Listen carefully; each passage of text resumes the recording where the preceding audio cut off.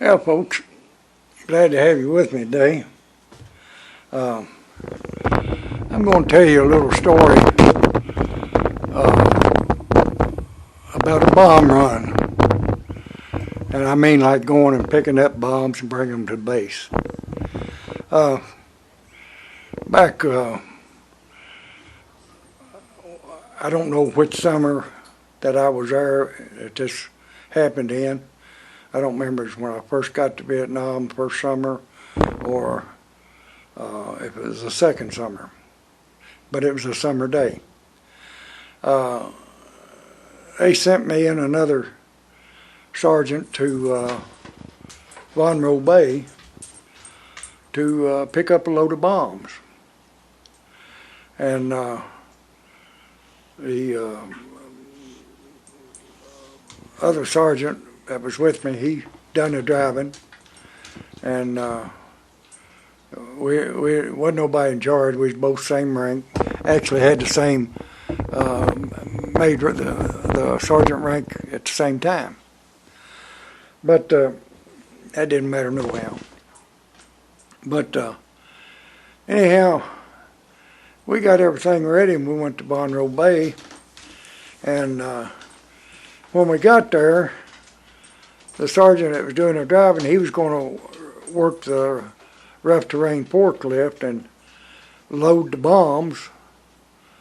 And I was going to make sure they was sitting where they're supposed to sit, because we put a pallet on the trailer, and then right next to it another pallet. And then we stuck a pallet on each one of them. Now these pallets that they were made for were made out of 2x4s and 2x6s. They had a concave cut out of the 2x6s that the belly of the bomb would fit in. Now some of them were larger than others, some of them were smaller. At this particular day, we was getting 500 and 700 pound bombs. And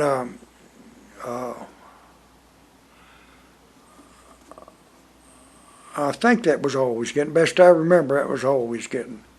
But we would get 45, let's see, 2, 4, 6, 8, 10. We'd actually have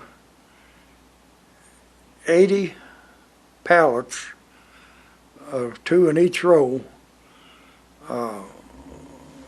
40 deep, if that's right. 2. I believe that's 40 and 20, yeah, be 80. And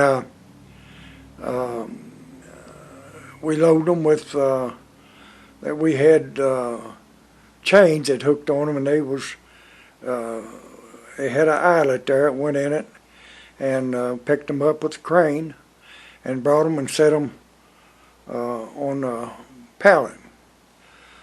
On the second, we couldn't use the forklift on the second stack. We could only use the forklift for the first stack, and then a crane set the ones on top. And that was because the forklift, it wasn't safe to try to raise them that high with the forklift that we was using. Even though it was a rough terrain forklift, when you had a load of bombs and they were 750 pound bombs, that was just about maxing out at a high level that a bomb, a rough terrain could carry. And so it took a crane to get up to the second level. And we got the crane, we was going along pretty good. We had the trailer about loaded, and along about the center of the trailer, I would take a hold of the crane and make sure that the crate of bombs was square with the one below it, so it could be set down on it. And they had a piece of wood that stuck up that the crate had to fit on both sides of it. Now they were fit together pretty good. They were strong. But as luck have it, the crane was bringing the load on, and just as I reached up to get the pallet that was hanging on the cable, one of those, I believe it was a 2-4, it might have been a 2x6, one of them busted. And when it busted, it shot out and it caught me right upside the face. Knocked me cold on a wedge.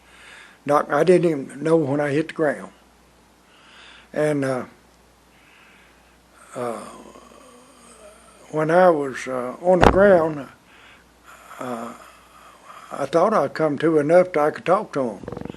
And they thought I was hit with a sniper bullet. I said, no. I kept telling them I wasn't hit with no sniper bullet. I was bomb rack busted. They didn't take time to look at the bomb rack. And it's a good thing that bomb rack didn't spill out, because they'd all been in danger if it had.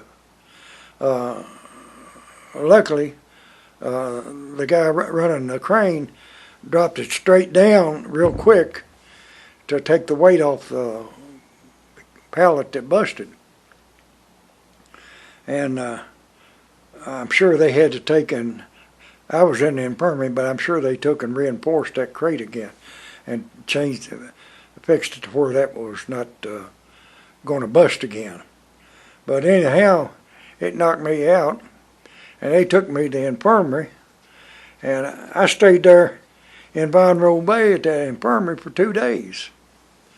And at the second day, they decided that I didn't have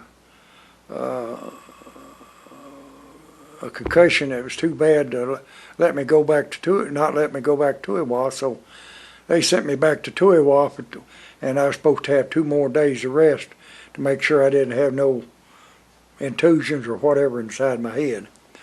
But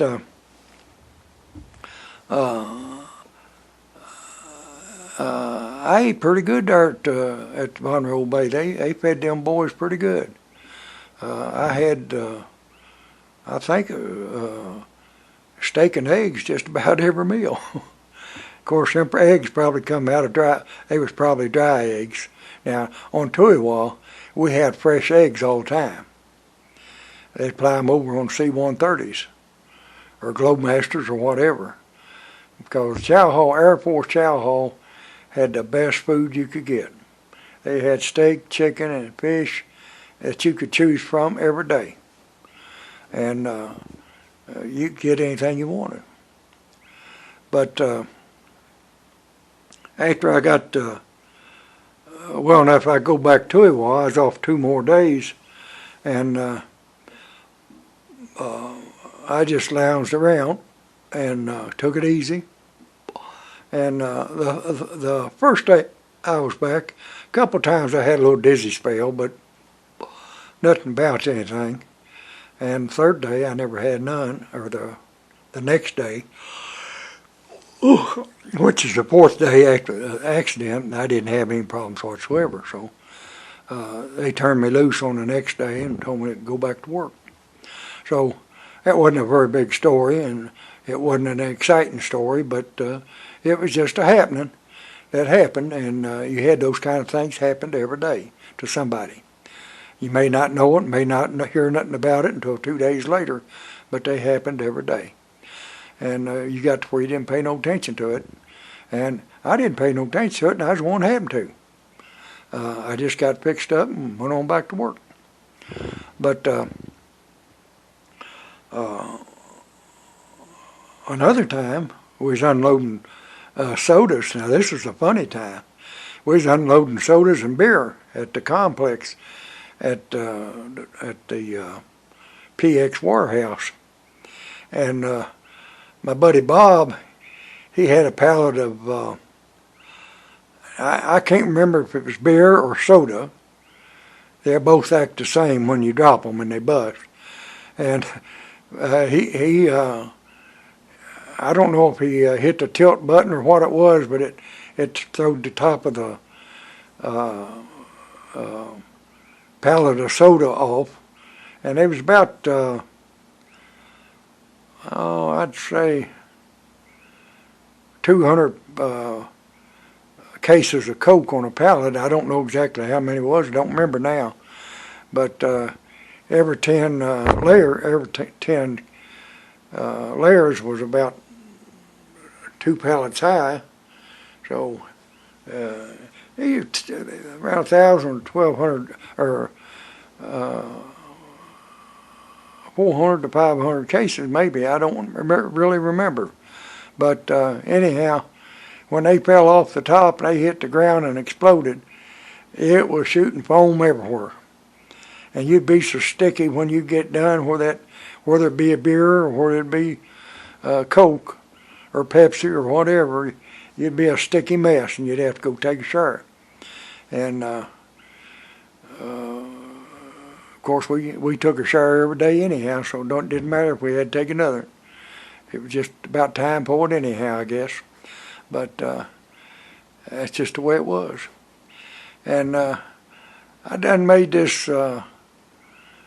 thing a few minutes long, and I'm going to jump off here and see if I can post this one, get it downloaded so somebody can read it or hear it, listen to it. And we'll put it on YouTube here. So I'm going to, y'all hit a like button if you like these little stories, and subscribe to the channel if you can. And we greatly appreciate it. Don't cost nothing. And so far, only about not even a third, not even a quarter of the people that has said they liked it and said that they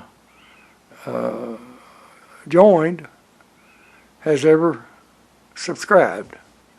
And it's just as easy to push that subscribe button it is the like button. Don't cost you a thing. And we sure appreciate it, but if you don't want to, you don't have to. We enjoy you being here anyhow. So I'm going to end this one, and y'all try to make somebody smile if you can. You never know. It might just change the world. And God bless you, and He will if you let Him. We'll see you on the next one. Bye-bye now.